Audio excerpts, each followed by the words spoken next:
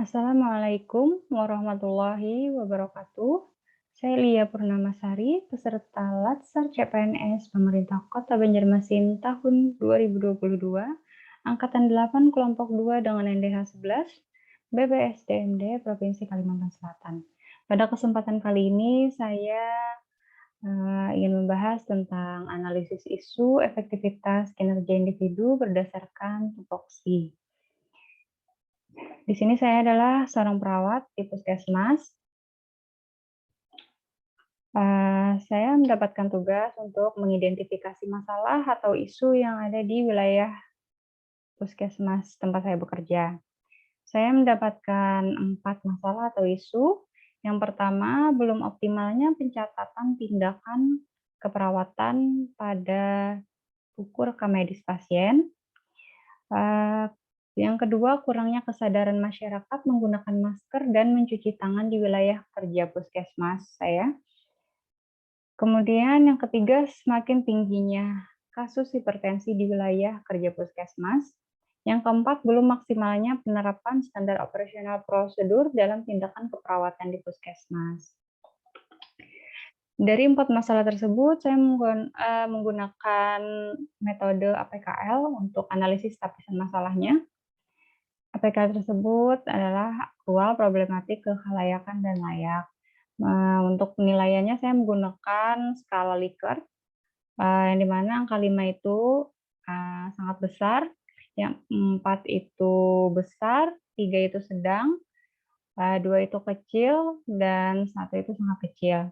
Dari hasil penilaian menggunakan skala Likert, dari hasil jumlah nilainya, saya mendapatkan prioritas masalah dari 4 masalah tersebut, yaitu semakin tingginya kasus hipertensi di wilayah kerja puskesmas.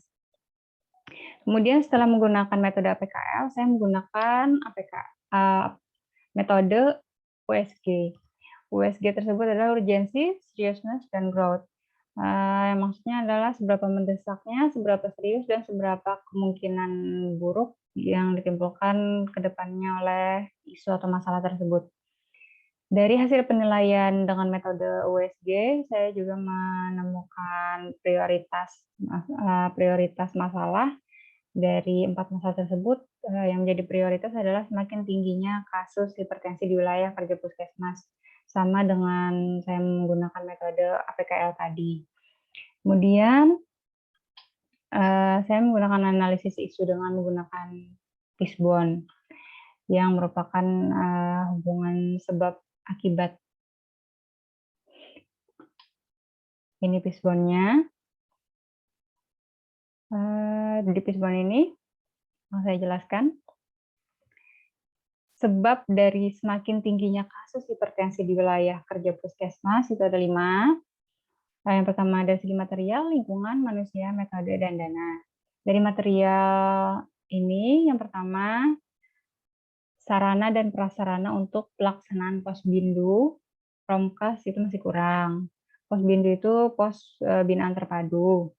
Yang kedua, lab-lab yang tidak tersedia di puskesmas.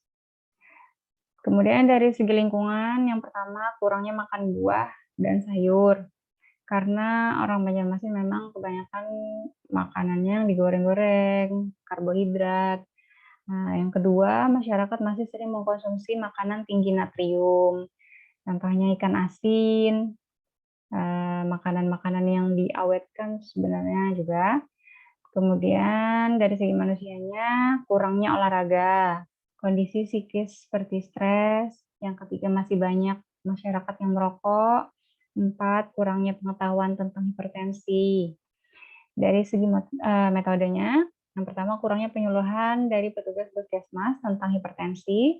Yang kedua, kurang optimalnya pelaksanaan dan pemberitahuan tentang adanya posbindu di masyarakat.